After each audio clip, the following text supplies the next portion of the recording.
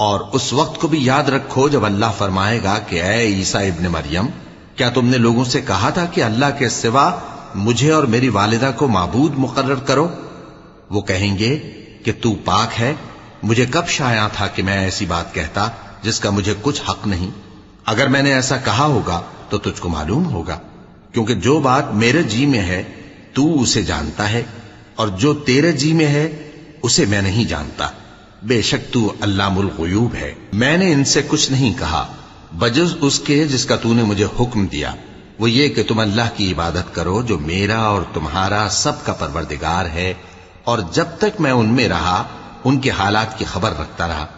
پھر جب تو نے مجھے دنیا سے اٹھا لیا تو تو ہی ان کا نگراں تھا، اور تو ہر چیز سے خبردار ہے۔ اگر تو ان کو عذاب دے تو یہ تیرے بندے ہیں، اور اگر انہیں بخش دے تو تیری مہربانی، اس لیے کہ تو ہی